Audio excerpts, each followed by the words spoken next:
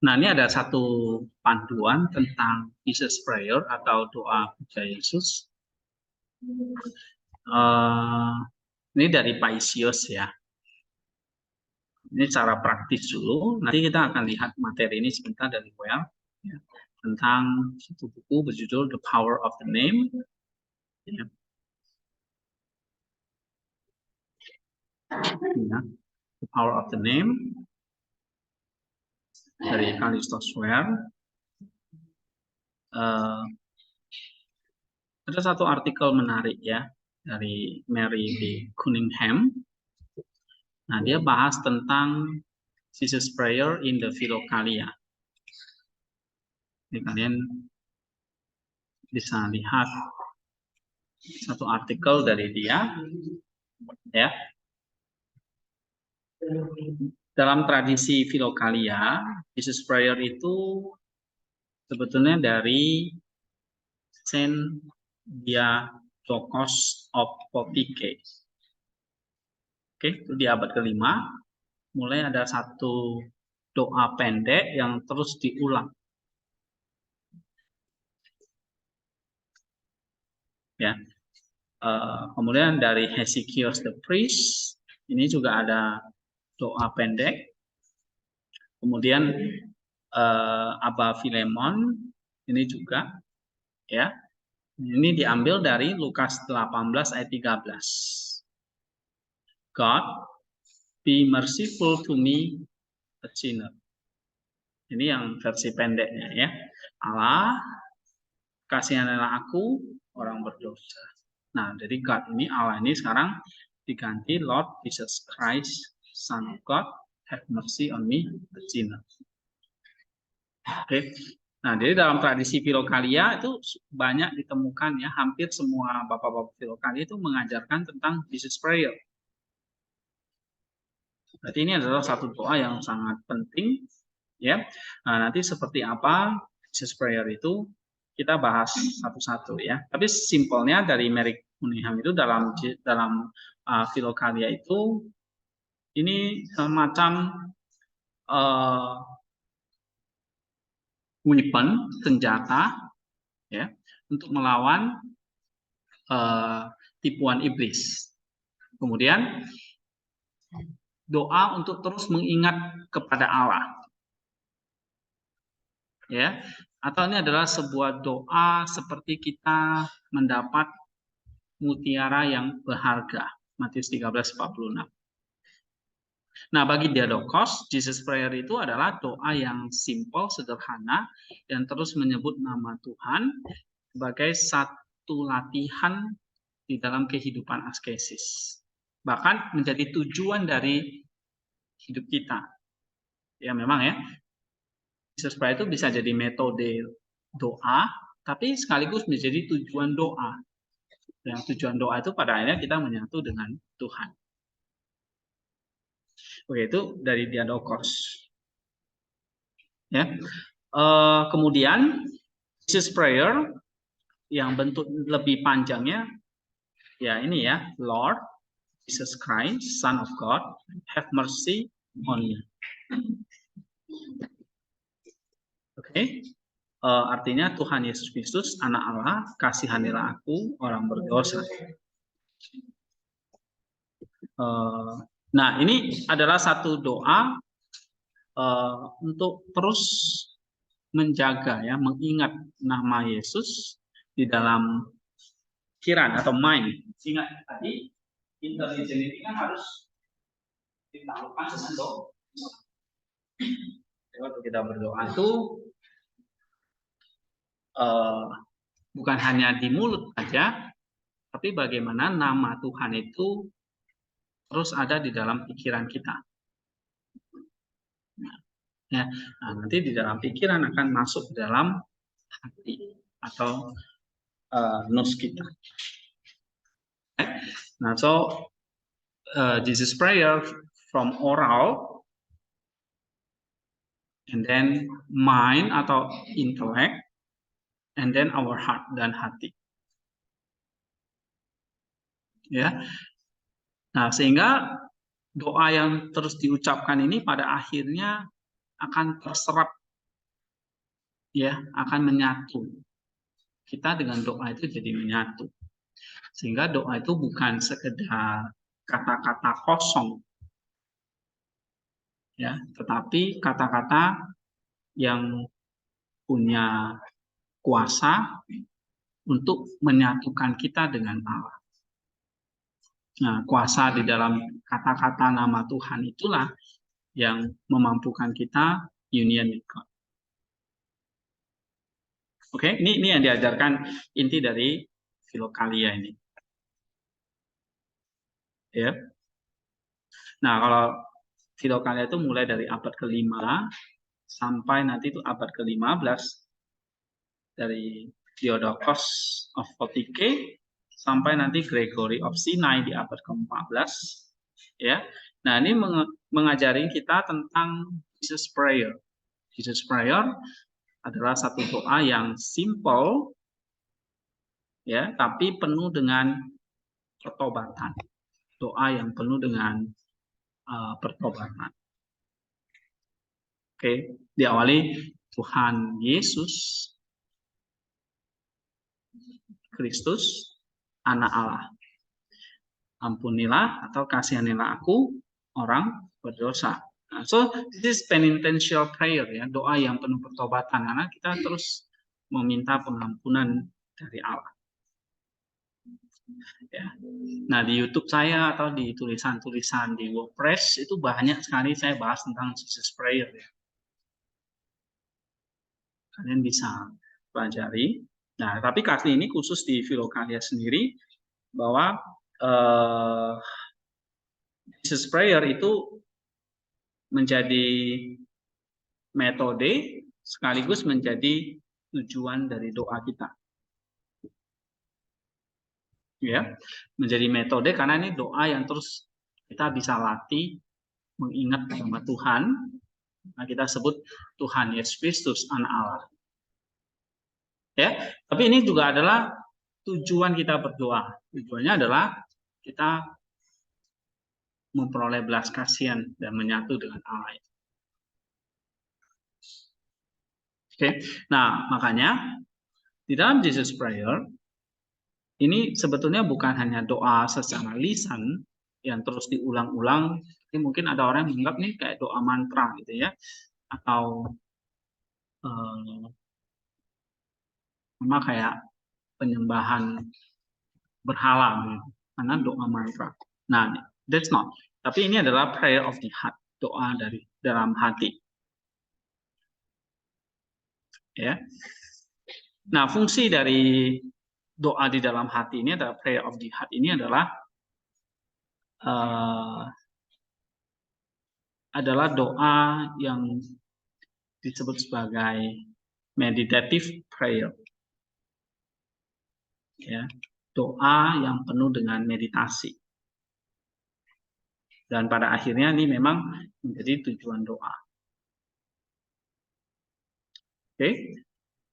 Nah, kalau kita lihat artikel dari Cunningham, pertama di dalam Filokalia, Jesus Prayer itu adalah sebuah weapon, ya, sebuah senjata untuk melawan segala hawa nafsu. Oke. Yang kedua, Jesus Prayer ini adalah untuk selain melawan godaan hawa nafsu, ini untuk mengingatkan kita tentang doa tanpa henti itu. Ya. Jadi yang pertama, Jesus Prayer itu sebagai weapon melawan distracting thought. Bagaimana kita bisa berjaga-jaga, melawan segala hawa nafsu, itu dengan Jesus Prayer. Ya. Nah, misalnya Gregory dari Sinai mengatakan di sini ketika pikiran-pikiran jahat menginvasi kamu, ya, tempatkan senjata. Senjatanya apa? Panggil nama Tuhan Yesus. Secara teratur dan terus-menerus, ya, maka pikiran itu akan mundur. Pikiran-pikiran jahat itu akan mundur. Karena mereka takut dengan nama Tuhan. Ya. Kalau Jesus Prayer itu kita ucapkan, pertama memang dalam Filokalia itu mengajarkan ini sebagai weapon, sebagai senjata untuk melawan hawa nafsu atau pikiran-pikiran jahat. Ya. Nah, ini ada namanya Nikiforos, ini salah satu juga yang mempraktekannya, atau Bapak Filokalia juga di abad ke-13 dia menulis bahwa lidah kita memang terus mengucapkan doa, ya, baik itu bermazmur, ya, ataupun Jesus Prayer, oke. Tapi Lord Jesus Christ have mercy on me ini adalah doa yang terus-menerus harus diucapkan tanpa henti, ya, sampai membebaskan fakulti intelek kita dari segala dosa. Memang peperangan di dalam jiwa kita, aspek ini yang paling penting. Kalau ini kalah, maka ada keduanya. Jadi kalau pikiran kita dari serat jahat, pikiran jahat akan membuahkan nafsu yang dibuahi jadi dosa. Jadi kalau pikiran kita terjaga dengan Jesus Prayer itu, maka itu menjadi weapon, senjata untuk melawan thought. Thought ini maksudnya pikiran-pikiran jahat. Nah, jadi sebelum pikiran itu berbuah nafsu, dan nafsu berbuah dosa, maka perlu dipotong pikirannya dulu. Ya, sama seperti pikiran itu kayak benih jahatnya. Nah, sebelum benih itu berbuah, benihnya itu harus dimatikan. Memakai Jesus Prayer. Oke. Nah, practical use dari Jesus Prayer itu haruslah sesuatu yang happy outcome, ya, yang bersifat membebaskan kita dari dosa. Ya, sehingga memang tujuan kedua dari Jesus Prayer itu adalah bukan sekedar melawan dosa, tapi kita menyatu dengan Kristus, mengingat Dia, remembrance of Christ. Ya, so the purpose or goal that is achieved by constant remembrance of Christ is Jesus Prayer. Oke, jadi tujuan kita melakukan Jesus Prayer itu adalah kita punya constant remembrance of Christ. Nah, ini yang ditekankan oleh seperti dari Diadochos of Potike. Ini Bapak Filokalia yang di abad ke-5 itu yang mencetuskan doa ini. Ya, awal-awalnya. Walaupun sebenarnya bukan dia, di Alkitab itu juga udah ada. Misalnya tadi di dalam Lukas, ya, itu sudah ada model Jesus Prayer. Seperti orang buta itu, ya, anak Daud, kasihanilah aku, orang berdosa. Oke. Nah, itu menjadi satu ciri doa, ya, sebetulnya diajarkan di dalam kitab suci. Nah, kemudian ada Hesekiel juga melanjutkan, ya, bahwa keberjagaan adalah hati yang tenang, silence, stillness, tanpa terganggu. Nah, bagaimana punya hati yang stillness? Adalah dia ajarkan hati itu harus bernafas dan mengucapkan tanpa henti kata-kata ini, Jesus Christ, yang adalah anak Allah dan Allah itu sendiri. Jadi kalau kita ngomong Lord, Tuhan, namanya Yesus Kristus, lalu dia adalah anak Allah, ini berarti kita sudah belajar tentang Allah Tritunggal. Ya, jadi kalau kita sebut dia Tuhan Yesus Kristus, berarti dia adalah firman Allah yang jadi manusia, diberi nama Yesus Kristus. Dan dia adalah anak Allah. Ada anak Allah berarti ada Bapa. Ya kan? Nah, tidak ada seorang pun yang bisa menyebut Tuhan Yesus Kristus kalau bukan Roh Kudus. Nah, so if we jika kita menyebut nama Kristus ini, ya seperti kita kayak menyebut Allah, Bapa, Putra, dan Roh Kudus. Ya, sudah mewakili. Kristus itu sudah mewakili. Memang ada bertanya, Pak, kenapa kok cuma nama Tuhan Yesus Kristus, kok nggak ada Allah Bapa dan Roh Kudusnya?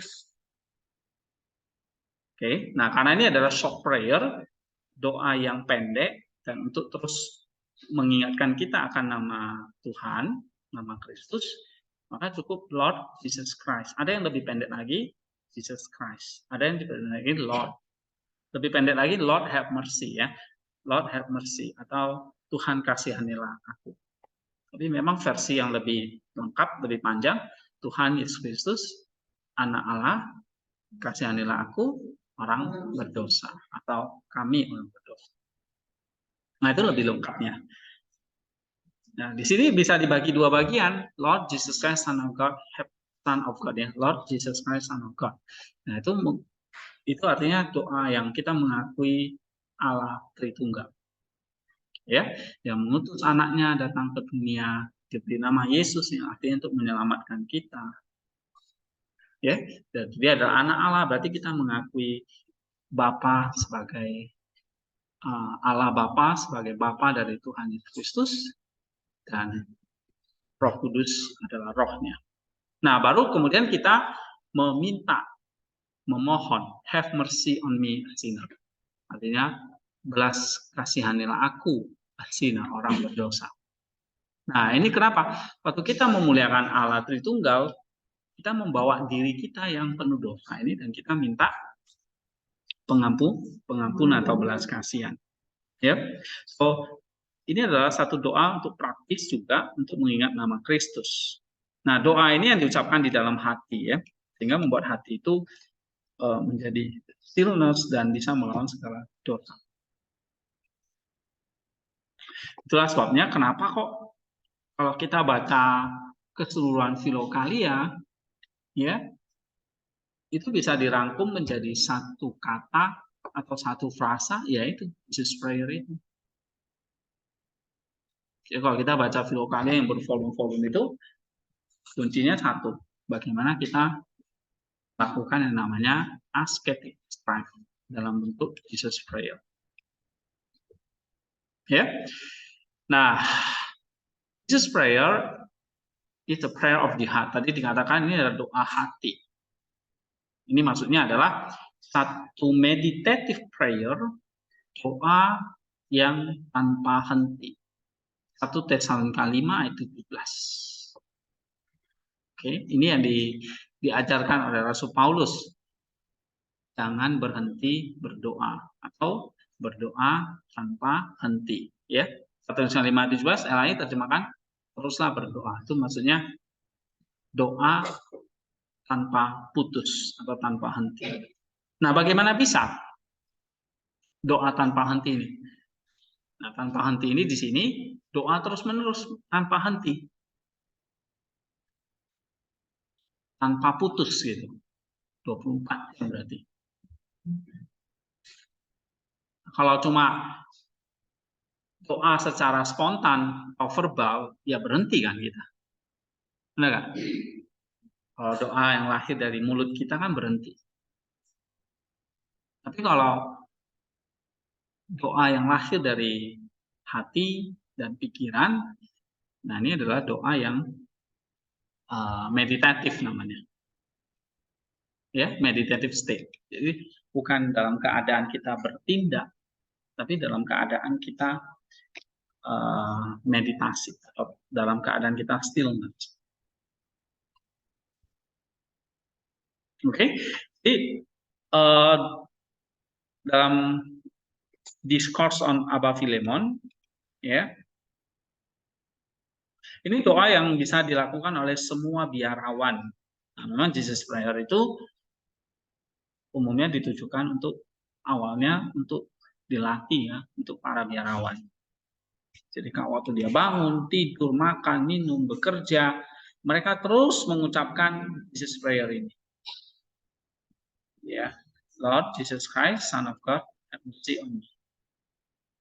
Ya, nah biasanya ada kompos kini, ada tali doanya ya. Saya punya, cuma saya lupa apa.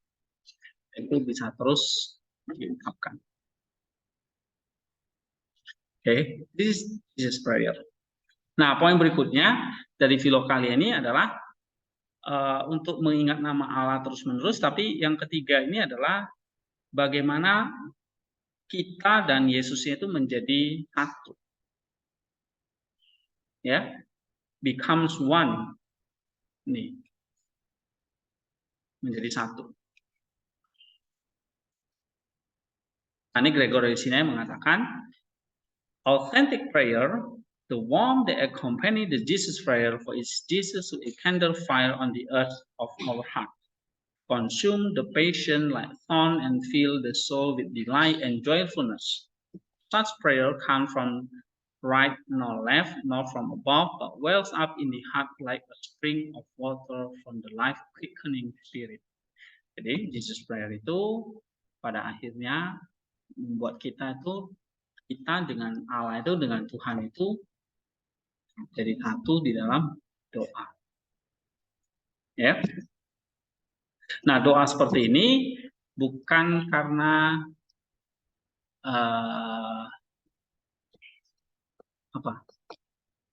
bukan karena sekedar kita cuma sekedar berdisiplin ya dalam berdoa. Gitu. Tapi kayak kita dengan Allah, dengan Roh Kudus itu jadi sama-sama berdoa.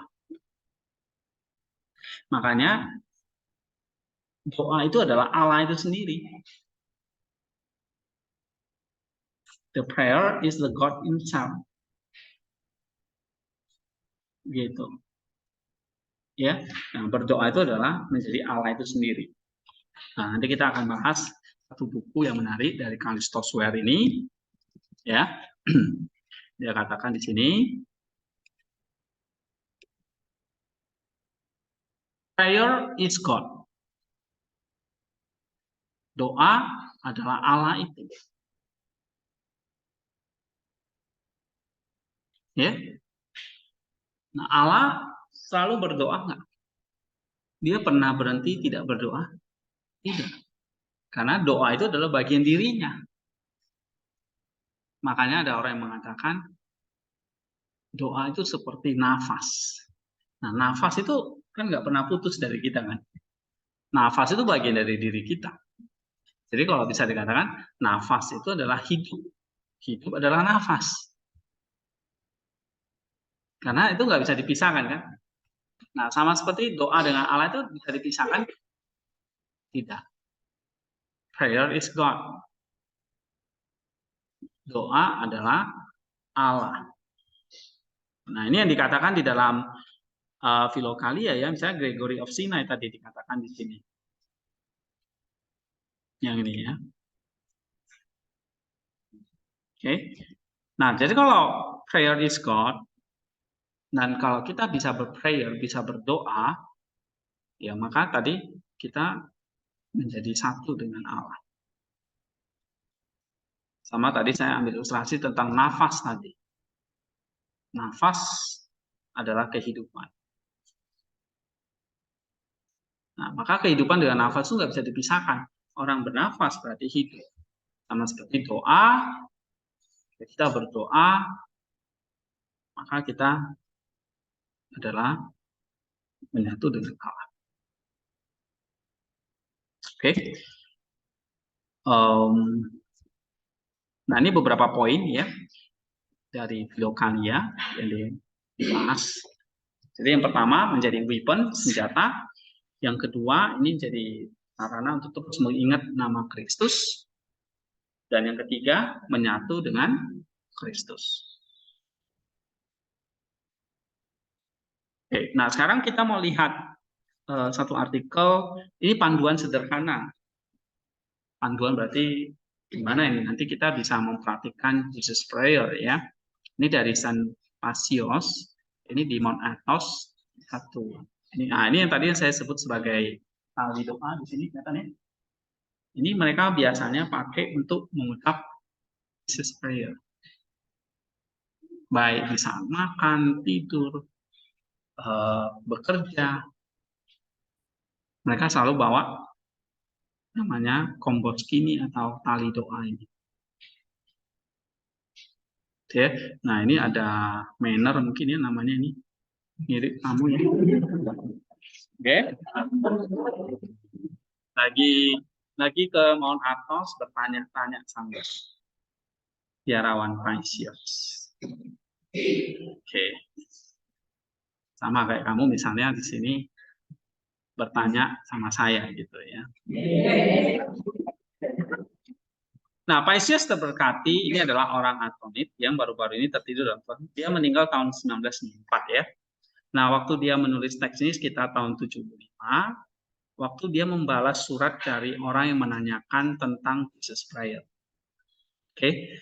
Lalu dia berikan kepada seorang pengunjung untuk diposkan dalam amplop terbuka dan memberinya izin untuk membaca dan menyimpan salinannya. Nah, ini salinan dari Saint Pisces yang saya terjemahkan dari ini ya, dari buku ini.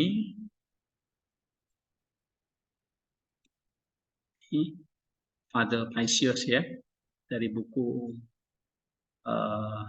Porphyrios, Spiritual Child Remembers. Oke. Ada yang udah pernah baca ini? Saya udah pernah posting beberapa bulan yang lalu ya. Ada yang pernah baca? Ini panduan doa puja Yesus. Belum ya?